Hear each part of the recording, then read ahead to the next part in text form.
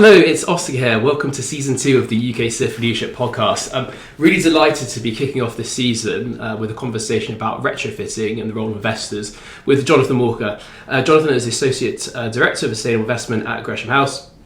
Jonathan has been with Gresham House since August 2021. Before this, Jonathan worked at Morgan Stanley for 6 years as a research analyst within the sustainability research team, which was ranked number 1 for SRI research in the 2020 European Institutional Investor Survey.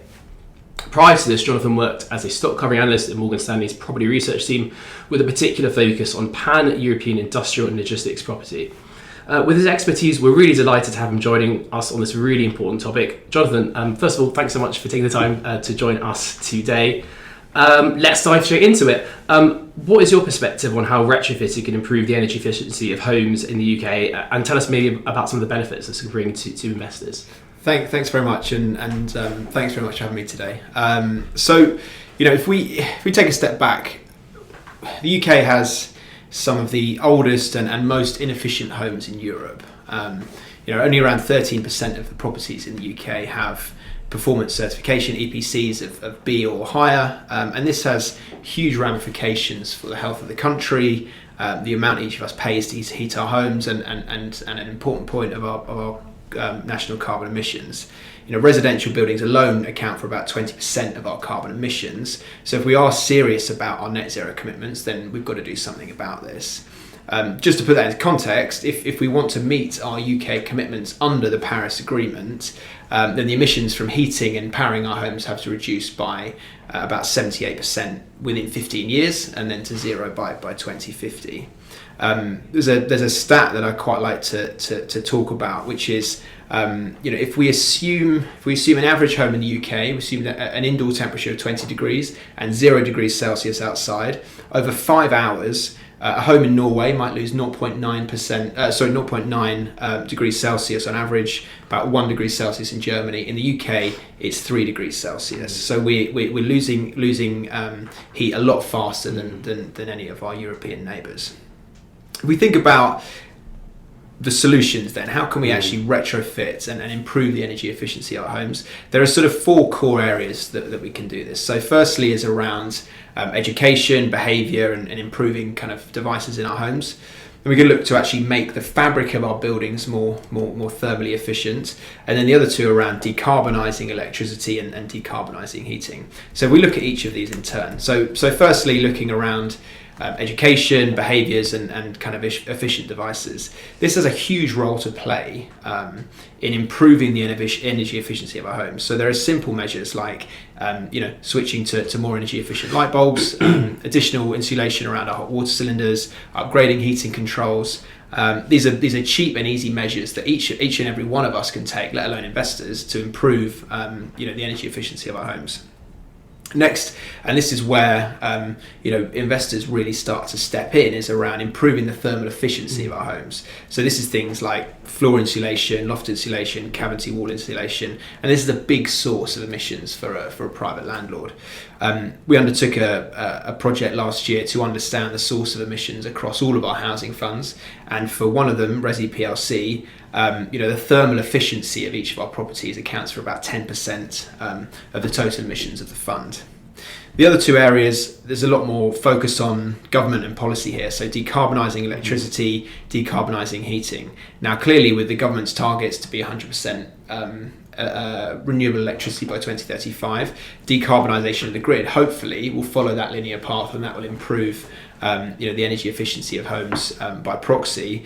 But also investors can take a step in front of the regulation by doing things like installing solar panels and as I say, getting ahead of the regulation in that respect. Similarly, decarbonisation of heating. This is probably the biggest source of emissions across all of our housing funds. So looking at installing things like heat pumps, high heat retention storage heaters, solar water heating and so on. These are all areas that can be taken to retrofit our pretty leaky and inefficient housing stock. And just finally, talking about the benefit to investors. Now, we really do see this as a huge opportunity for Gresham House, and it's something that we've been focusing on for a number of years. Firstly, we believe, or what we're witnessing, is that our more energy efficient housing stock sees a lot greater demand from tenants. Understandably, if you've got the choice between two properties, one of which you're going to have an energy bill of £3,000 a year, or one of them you're going to have an energy bill of 500 quid a year, it's an easy choice to make. We're seeing kind of improving sales rates, and we do strongly believe that it's going to future-proof the future value of these properties. Final thing to say is, there's also a regulatory incentive here. So for a landlord like us, we need to make sure that all of our properties are EPC or better by 2028. These energy efficiency measures, there's a real incentive there to get started with them and get ahead of the regulation. So as I say, the impact on the price of the properties, I think, is still developing, but the impact on the demand we're starting to see very, very clearly, and we'd expect this to become even more clear over time. That's really interesting, Jonathan. A huge amount to unpack there. In terms of the kind of cost barriers that you mentioned, that brings me to a question I really wanted to get your thoughts on, is how can we sort of, I guess, incentivise homeowners, trying to bring down those costs over time and some of those barriers, and ensure really that kind of the costs of retrofitting overall can be outweighed in time by the increase in the value of the property. It'd be really interesting to hear your thoughts. Yeah. So I think there. Firstly, how do we incentivise this? Well, obviously, government can't pay for everything. That's the first thing to say. And what I would say is that the various sort of smaller scale grant incentive schemes haven't really worked to this point. So things like the Green Homes grant, which was more of an incentive for individuals to improve the thermal efficiency of their building through sort of fabric first upgrades, that didn't work. That was scrapped after 6 months. Similarly, there are grant schemes for registered housing providers, which again haven't really taken things off the ground. So first thing to say is, how do we incentivise proper retrofitting? Well, we need properly thought out, long-term, attractive incentive schemes for the most material energy efficiency measures, and this would be a great start. And we're starting to see that. So a couple of weeks ago, we saw the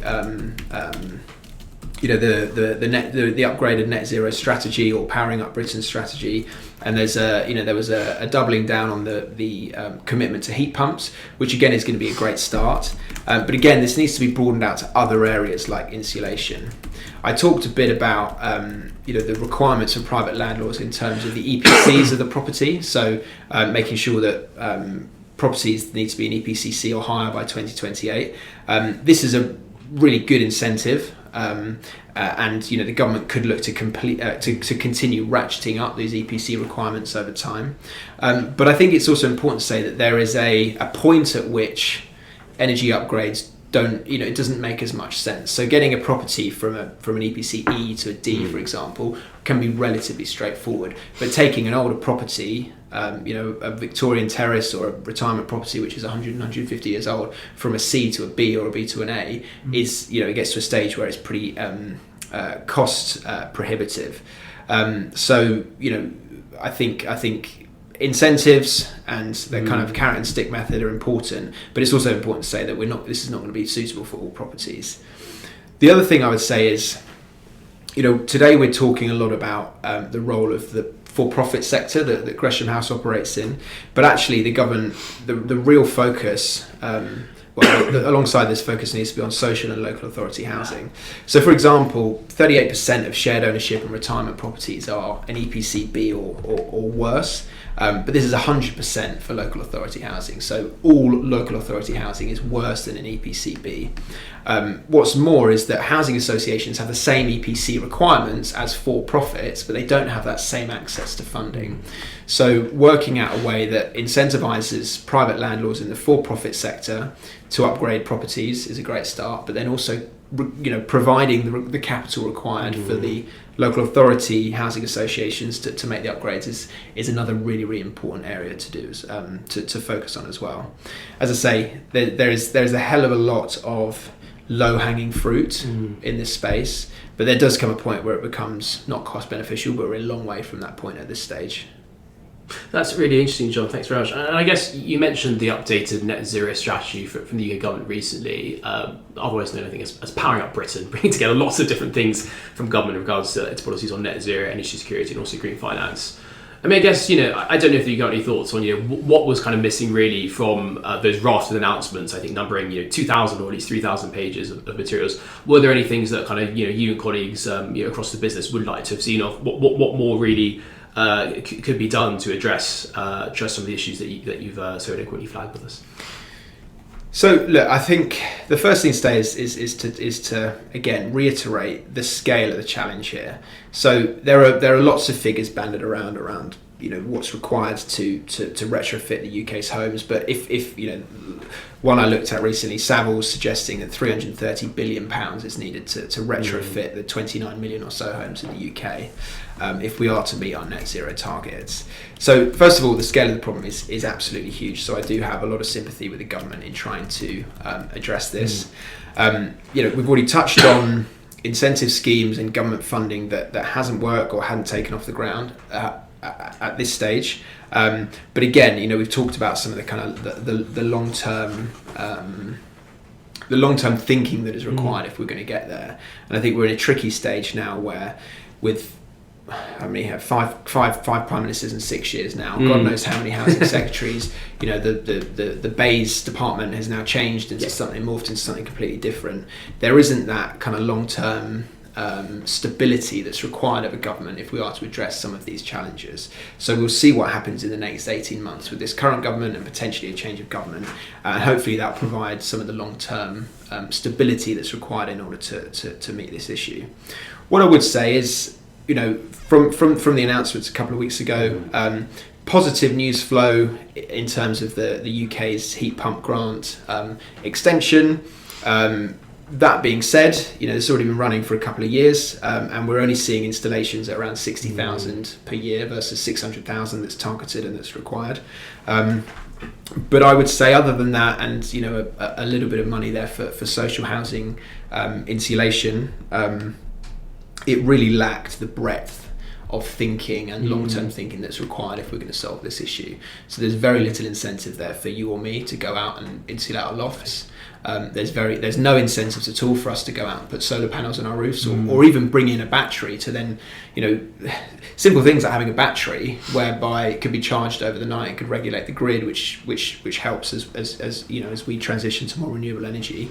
There's no incentives for you or me to go out and make any changes to our properties. So I think a lot more is required. It fell very, very short of what is required. But I think longer term, we need long-term policies, real breadth across all sorts of energy efficiency upgrades, incentivising not just public landlords, but also individuals who can upgrade their flats or houses or whatever it might be, if we're going to make any dent in this problem. That's really interesting, and definitely agree with a lot of your points, Jonathan. We might turn to the issue of kind of skills, which is a kind of structural issue that has really been exacerbated by the series of prime ministers and housing secretaries and other ministers that you referred to. To what extent, I guess, do you see this as a kind of real issue in terms of our ability to undertake the retrofitting that's kind of needed at scale to really decarbonise the UK's buildings and housing stock? So really interested to hear your thoughts on the skills piece. Well, I guess there's two elements. I don't think that there are any energy efficiency upgrades out there that we don't know of that are required. We, as a society, I think we broadly know that insulating our loft and putting in a heat pump and maybe putting in solar panels is a great place to start. And if we could do that for a fraction of the 27 million homes or whatever that need upgrading, then that would be a great start. The issue is, in particular in a cost of living crisis, that individuals don't have the capital in order to do that. But I don't think necessarily there's an issue with the shortage of skills at a government level. I think it's very, very well flagged, and in fact, there's a lot of countries across Europe which are doing things a lot better than we are that we can learn from. So I don't think that's an issue. I don't have an opinion on whether there's a skill shortage in terms of the number of people required to actually install these things. There are well known and well flagged structural imbalances in the labour market. But again, this is where the point of kind of long term thinking really comes into it. I think ultimately, and again, without getting too political, it is a political choice where money is spent. The government is spending 9 billion subsidising energy bills. it's a moot point. But if they had spent 9 billion on retrofitting homes 10 years ago, then that would free up a hell of a lot of money to reallocate to other issues. And again, not to get too political or too philosophical, but I think it's difficult to make a case that there isn't a single issue in society that wouldn't be improved if people had lower energy bills. If people were spending 200 quid a year on their energy bills versus 2.5 grand or whatever it might be, you think about the impact that would have on our society and our economy. We've got, across the whole spectrum, governments and prospective governments talking about growth and the need for growth. And this is a day where we're finding out that growth has flatlined yet again. Freeing up an extra 2 grand from every single household in the country would have a huge impact on the overall growth of the country. And I think, we can put sticking plasters on things and subsidise energy bills and give more and more money to the oil and gas giants, or we can start to make a stand and actually improve the quality of our homes across the country. Thanks very much, Jonathan. Really interesting to hear your perspectives there. I guess bring it to sort of your perspective at Gresham House. What are some of the kind of challenges that you kind of face day to day in terms of kind of your investment strategies and what you're hearing from your colleagues across the business? And then also interested to hear kind of your kind of firm's perspective on the cost-effective points that we raised earlier in our discussion. So I think, when we think about what is cost effective, it's important to not have a myopic focus on the financials, but instead focus on kind of the broader societal and environmental issues associated with this. We've already discussed how energy efficiency measures are cost effective to a point, but it does reach a stage at which it becomes cost inefficient to upgrade homes even more. On the challenges that we face, this is something that we're tackling right now with all of our housing funds. But a big point to mention is the issue around access for private landlords. So taking this back to what we're doing at Gresham House, if we look at 2 of the housing types in our portfolio, we have, for example, let's take our retirement properties and take our shared ownership properties. So within our retirement properties, we're not the freeholder for the building or the individual property. So that means that we can do things like change heaters and various fabric first upgrades, but we can't fit new insulation and we can't really improve the thermal efficiency of the fabric of the building. We can ask the freeholder to give us permission, but they're also allowed to say no. Obviously, this kind of EPCC upgrade incentive that I mentioned earlier is great, because that means freeholder has not really got a choice. If we want to install insulation and it's going to get us from an EPCD to a C, then the freeholder is going to accept. But for anything else and getting above that regulatory threshold, then the freeholder has little incentive to allow us access to the property to make these sort of changes. By contrast, in our shared ownership properties, we're the freeholder, but the tenant's the leaseholder, and the lease dictates that we don't have the right to enter the property, so we can't do anything without their permission. So the challenge there is in financing it, but then B, kind of finding the balance, given that they pay their energy bills, finding the balance between putting in energy efficiency measures so that the energy efficiency of the building improves, but also doing it to an extent that a shared owner will see a significant reduction in their energy bills, that they would allow for us to then go ahead and do it. So there's these constant battles that we're trying to work through, and it is a real challenge for us, I have to say. And it is something that's felt across the market more broadly. And coming back to the point earlier around the sort of energy efficiency measures that can be made, decarbonising the grid will help to a point, and that will massively help to a point. But there are structural issues, in particular around freeholders and leaseholders, that mean we can't go in and make the changes that we want to make. And I guess coming to sort of the close of our conversation, I think, how do you see this market developing from the Gresham House perspective over the coming years? Is it sort of something that you're looking to kind of get more involved in? Are you optimistic in terms of the kind of road ahead in this area? Really interested to hear your thoughts. Yeah, I think so. I mean, I'll be completely honest. It is a big challenge. It is a big challenge to upgrade our properties. Again, if we talk about those two different housing types that we manage, retirement and shared ownership. In 2022, one of our funds, Resi PLC, embarked on a project to upgrade all its directly rented EPC-D properties to an EPC-C. 3 years ahead of the government proposal, and we managed to upgrade 113 properties over the year. And look, we're ahead of the regulation, and we're well on target to upgrade all of our properties by 2025. But as I say, there is a real issue there with then taking those properties higher than an EPCC because of that issue of access, and that's something that we're really trying to work on at the moment.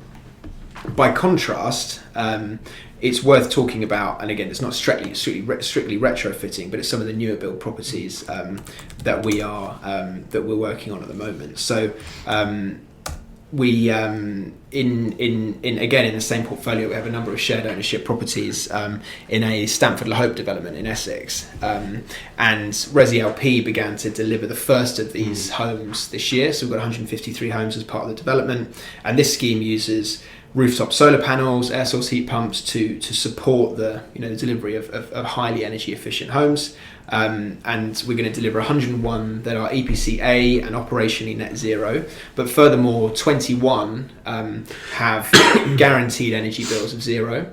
So we've done additional things like additional insulation, additional air tightness, and then we've worked with Octopus Energy to guarantee zero energy bills for those tenants, meaning that they've got huge savings over 20 years or whatever it might be. So that shows you the sort of future home standard of where we want to get to, and our level of ambition with our new build properties is not necessarily zero bills, but definitely EPC A, operationally net zero, using a combination of energy efficiency measures and renewable energy technologies to get to a level where tenants are paying very little on their energy bills. And look, affordability is a huge part of what we do here at Gresham House in our housing funds. So anything that we do is massively accretive to that objective. But conversely, for that acquired tenanted stock, like in the retirement portfolio, it's going to be really, really tricky to keep improving the energy efficiency of our properties. But we'll keep going, and we will rely on the decarbonisation of the electricity grid to help us get there. Great stuff. I think that probably brings us to the end of the conversation. But Jonathan, I don't know if you've got any sort of final one or two key messages for those tuning into to this series. No, I mean, look, the only thing I would say is that I take a lot of comfort that we have a lot of pressure from our underlying investors to deliver a product or a service that has a positive impact upon the environment and upon society more broadly, and a positive impact upon our residents in terms of affordability. Investors don't have to do this out of the goodness of their heart. But our underlying investors are demanding this. There is a clear business case for it, and we believe that it will have a positive impact upon the value of these properties going forward. So what I would say is that investor voice is so important here. And if anybody is invested in housing funds and cares about these things, I would say use your voice, because it is heard. And that as I say, that pressure that we're under to deliver environmental and social impact alongside financial returns is what drives us in anything that we're doing in this space. Thanks so much, Jonathan. This has been a really great discussion. Really grateful for your time today. And thank you to all our listeners for tuning in. We hope you enjoyed this latest podcast session. For more episodes like this, you can find us on most podcasting platforms. You can find us at uksif.org or tweet us at uksif. Do remember to like, subscribe and rate us wherever you're listening, and we'll be back very soon with another episode. So we hope you'll join us there. Thank you.